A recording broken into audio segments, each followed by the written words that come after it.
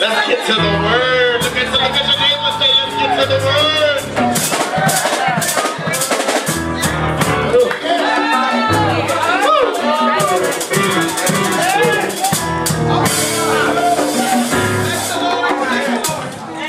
Let me tell y'all something.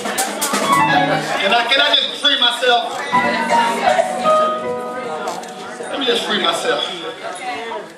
Let me get to the word. I'm going to free myself. One of the toughest things to do, y'all think, that y'all the only ones who go through stuff? Y'all the only ones that get up on Sunday morning sometimes so bogged down that you just don't feel like coming to church? I'm going to tell y'all something. There's something going on with me right now. It's real for real. It's a mind blower. I'm dealing with it. Yeah, right. And one of the toughest things to do is for y'all to come to church, but another tough thing to do is be going through something, get up and have to preach to the people that's going through something. So one of the toughest things to do is to encourage somebody who's going through what you're going through. Amen? But how many of you know that it's that thing that you got that God wants to use? So set your stuff aside. God will deal with my stuff. Don't worry about it. I'll help you out your stuff. But if we come together and we begin to help each other, we come to find out that we overcome by the blood of the Lamb and the words of our testimony. Amen. So see, sometimes we come to church all bothered up because we don't want nobody to know our business.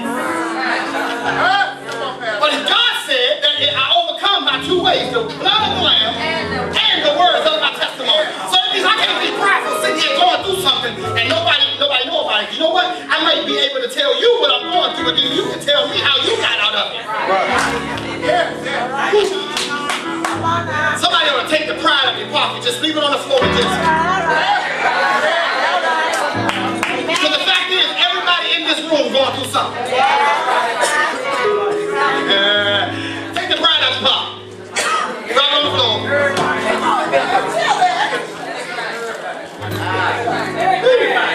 But you know what I've come? Yeah, not everybody. Well, this is what I come to realize. That on the brink of the women going away, y'all, the women going away. Women going away. Women going on a retreat. So, I was going to preach another word. The word, y'all remember last Sunday? I had a ready word. Then the Lord changed the word. So I was going to preach that word. I said to myself Monday, I'm just going to preach that word that I didn't get to preach. And the Lord said, let it put that away. Let's keep moving. Because I need to share with the church, with an encouraging word for the women, but for everybody, that God allows us or calls us away or retreats for specific reasons. Whenever we hit a certain point in our lives or in our ministry or in our spiritual walk, there comes a time when it's time for elevation. There comes a time when it's time for consecration. There comes a moment in your ministry where it's a time that hits for revelation. Then there comes a time where God wants to call you away from your normal surroundings. Just so you can get in a place where He can show you something that you did not know about you. All right, come on now, that's right. He said, I want to show you, but in showing you, reveal more of me. All right. Yes, Lord. Yes, Lord. Hallelujah. And when you come out of your retreat or off that place where God called you, you'll leave with two things. You'll leave with revelation, and you'll leave with a stronger relationship with God. It helps broaden your perspective. It helps you understand people. It helps you understand why you are called. So I guess if I had to use as a topic, I would use when I'm called to the hill. All right. Whenever God wanted to speak to the patriarchs of old, He always called them to the hill. That's right. He always called them up to a mountain. Very, very seldomly did God come down to the valley. That's right. He let you have that. But more and more often, He always called them up to where He is. God will come down to us, But if you want a revelation, he wants you to come up to where he is. It was so many mountains in the Bible, but I'm only going to select 4 to deal with. I'm going to deal with just 4. That's how fast. You better stay awake. I'm preaching so fast you're going to miss it. Take your time. I'm going to deal with Mount Horeb, Mount Moriah, Mount of Olives, and Mount Sinai. Just the 4. I ain't want to get into Mount Moab and the Mount of the Hittites. And I ain't going to get into all that. I'm going to deal with the Mount of Olives, Moab, Mount Sinai, and Mount Moriah. Now let's go through. I'm going to preach this slow, y'all, because I'm going to get ugly at the end, trust me. I'm trying this new preaching technique. Go slow first. Climb the hill, then drop them off. Amen. So in the spirit of my new preaching technique, that's just for today. I want to give you some definitions and some things that I believe the Lord wants to say.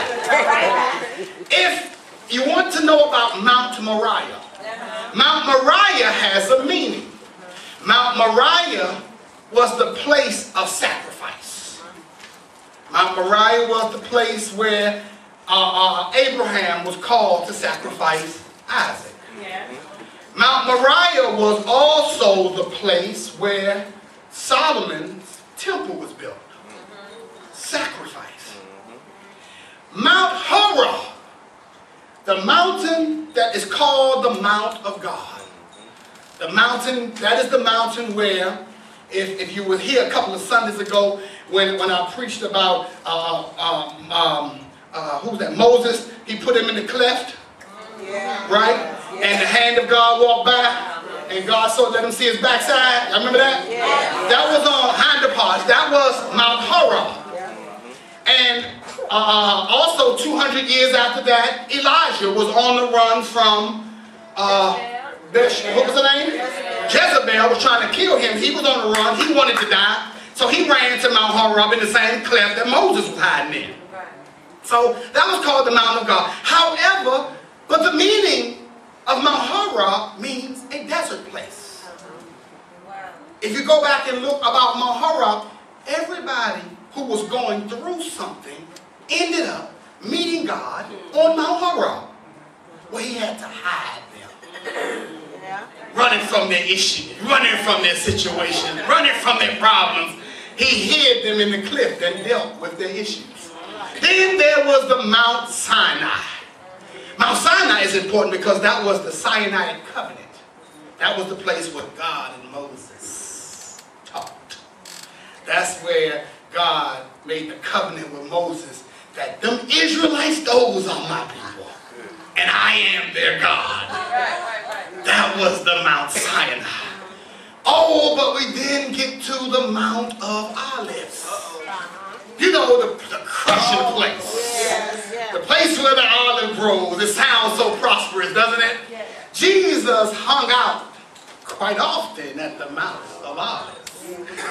Woo, the Mount of Olives. But it blew me what the Mount of Olives mean.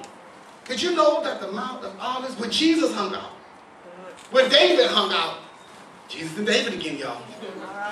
They hung out on the Mount of Olives, got revelation on the Mount of Olives, ran on the Mount, prayed on the Mount of Olives, but it was actually the meaning of Mount of Olives is the Mount of corruption. Oh, look at your neighbor and say, oh. So, now that we have meanings of the 4 mountains we're going to deal with, I'm going to tell you the topic again. When I'm called to the hill. It's on the hill when God wants to lay down some revelation. It's on the hill when he wants to speak to your heart. It's on the hill that when you